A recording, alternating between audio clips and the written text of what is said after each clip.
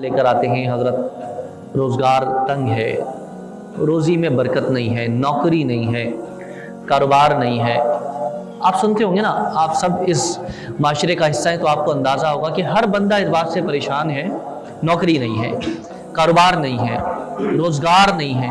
اچھا روزگار ہے تو برکت نہیں ہے۔ آج میں آپ کو بتاؤں، محبوب دو عالم سید عالم صلی اللہ علیہ وسلم نے جو روزگار کی وسعت اور روزگار میں برکت کا وظیفہ ارشاد فرمایا، کون بتا رہا ہے؟ نبیوں کے امام۔ کیسا شاندار وظیفہ ہوگا جو روزگار کے لیے، برکت کے لیے ہے۔ روزگار کی بندش سے پریشان نہ ہو کہ بندش ہو گئی ہے، روزگار رک گیا ہے، یہ ہو گیا ہے، وہ ہو گیا ہے۔ آپ اللہ کی طرف آئیں، نماز کی طرف آئیں، قرآن کی طرف آئیں، درود کی طرف آئیں، اور جو طریقہ رسول نے بتایا، جو طریقہ شریعت نے بتایا، اس کو اپنائیں۔ اللہ کے محبوب صلی اللہ علیہ وسلم ارشاد فرماتے ہیں کہ کثرت کے ساتھ استغفار پڑھنے سے اللہ تعالیٰ رزق کے دروازے کھول دیتا ہے۔ استغفر اللہ ربی من کل ذنب واتوب الیہ۔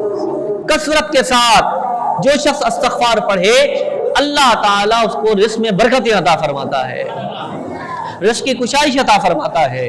تو روزگار کی بندش یا ان چیزوں سے پریشان ہونے کی ضرورت نہیں ہے، بلکہ اپنا وظیفہ، اپنا وتیرہ بنا لے کہ زبان پر چلتے پھرتے بیٹھے فارغ وقت میں غیبت نہ ہو، بہتان نہ ہو، لفاظی نہ ہو، بلکہ فارغ بیٹھے ہیں تو کثرت کے ساتھ پڑھا کریں، استغفر اللہ ربی من کل ذنب واتوب الیہ۔ کثرت کے ساتھ استغفار پڑھنے والے کہ اللہ تعالیٰ روزگار کی بندشیں دور فرما دیتا ہے، روزگار میں برکتیں عطا فرماتا ہے۔ بہترین وظیفہ ہے کہ آپ استغفار کیا کریں، لیکن تھوڑا تھوڑا نہیں، پورا پڑھیں گے۔